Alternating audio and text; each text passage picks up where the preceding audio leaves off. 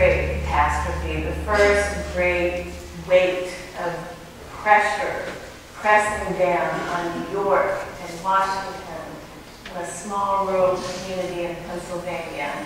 The second great catastrophe, the second great wave pressing down on a region, Louisiana, Mississippi, Alabama, and the third great catastrophe, the third great wave, an opportunity for conversion and awakening, coming as it surely seems to be to every household and every occupation and every family and every church.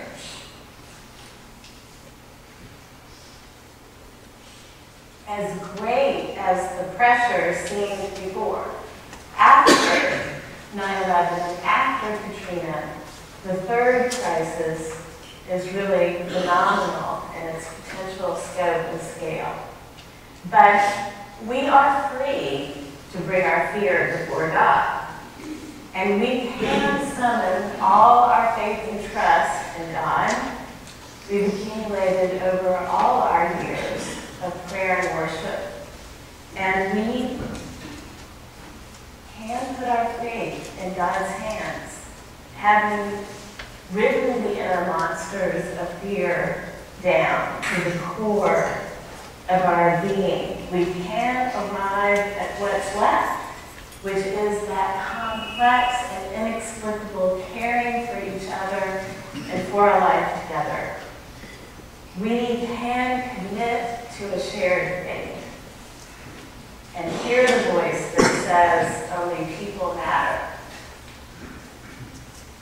We can follow that voice towards a public community of caring, toward one another, gathered, and face the question, what will we, even in our diminished state, what will we give?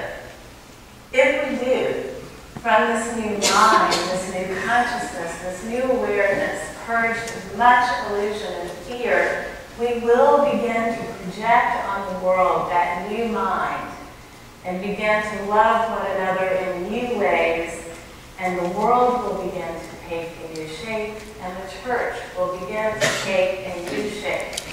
And it will be a world, a church, not of illusory abundance, but of lasting and priceless treasure.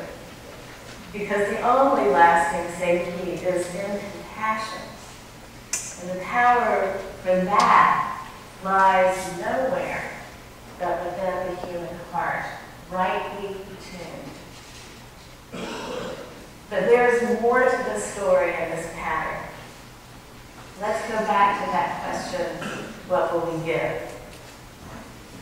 Once we were gathered in the new consciousness, we still had to wrestle with this question. We did it in New York and we did so in Louisiana. In both cases, it became rapidly apparent that the old institution did not have the answer to that question.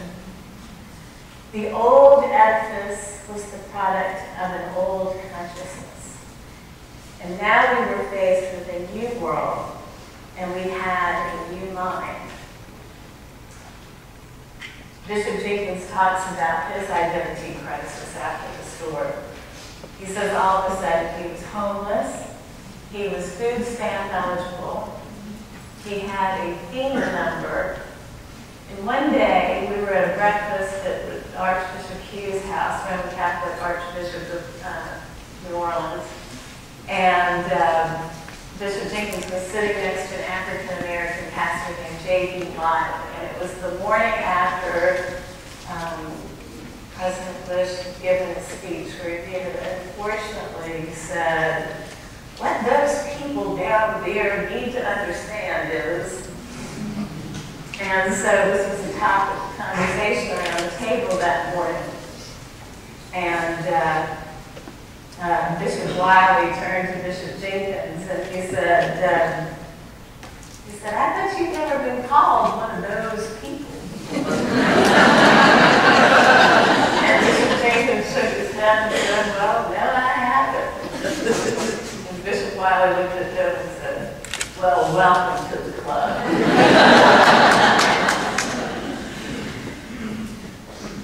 Those of us who thought of ourselves as the helpers of the so-called lesser people were so new at being the lesser people that we realized we were no longer the ones who had the experiential background to equip us.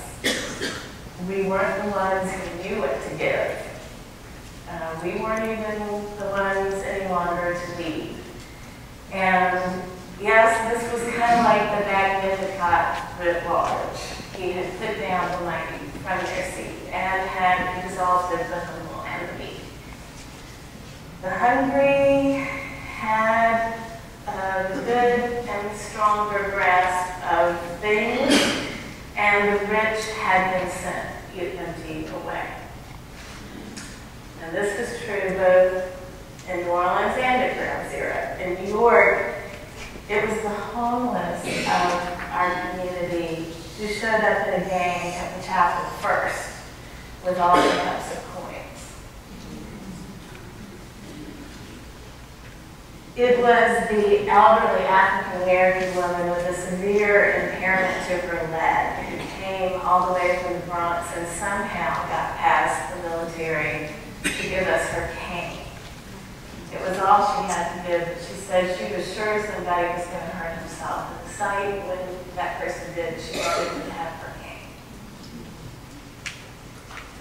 And above all, it was the firefighters, the NYPD cops, the crane operators, the sanitation workers, the American laborers who showed the shell-shocked financiers of Wall Street how you lay down your life, what it means to commit to a shared faith. And they showed a lot of Episcopal clergy too.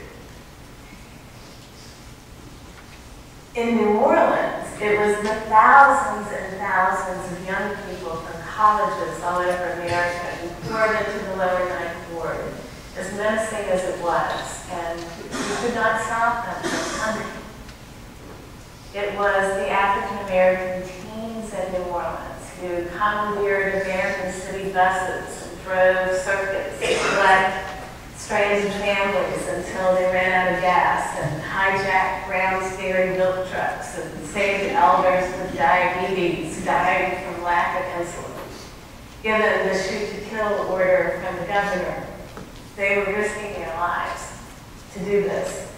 But they knew that they were doing the only thing that was keeping babies and seniors alive.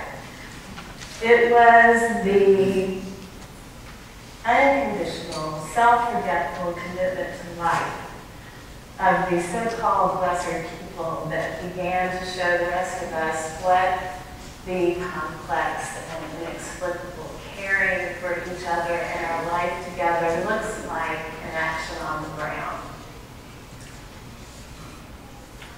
When the rug has been pulled out from underneath you. We watched those helpers and we learned what makes human beings great, what, for that matter, makes human beings human. And the rest of us had incredible mentors. One of them was Dare, who became a very, very dear mentor to Bishop Jenkins and to me. The rest of us had these incredible mentors, and they showed us what and how to give.